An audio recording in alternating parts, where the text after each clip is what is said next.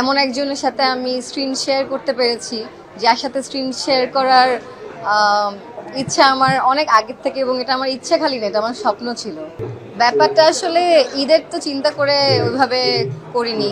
আমার জন্য ভালো পরিচালক, ভালো স্ক্রিপ্ট, ভালো গল্প, মানে পুরো টিমটা আসলে আমার জন্য অনেক ইম্পর্টেন্ট। আপনারা সবাই জানেন আমি খুবই চুজ করে কাজ করি।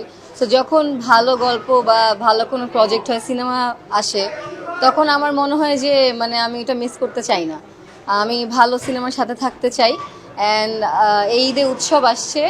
উৎসব আসলে উৎসবের মতোই হচ্ছে। সবাই পরিবার নিয়ে ছবিটা দেখতে হবে, কারণ পরিবার ছাড়া দেখা নিষেধ। আর এখানে যারা কাস্টিং আছে, আম, আমার জন্য এটা বড় একটা ব্লেসিং যে I could share the screen with এরকম এত বড় বড় মানুষ। তো আমার মনে হয় যে এটা আমার জন্য বড় একটা এক্সপিরিয়েন্স ছিল, খুবই ওভারওয়েলমিং ছিল।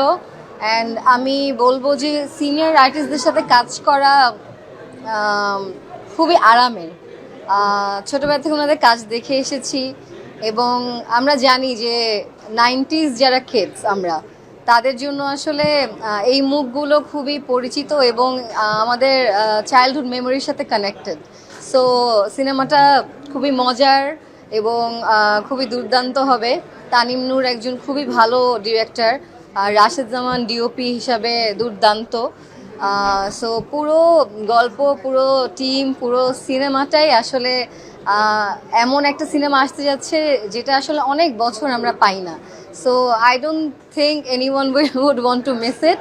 অ্যান্ড সবাই খুবই পছন্দ করবে, সবাই উৎসব দেখতে হলে আসবেন। এবং আমি আমার চরিত্রটা নিয়ে খুব বেশি কিছু বলতে চাই না, হলে যেয়ে দেখতে হবে আসলে সুনেরা কোন চরিত্র করেছে।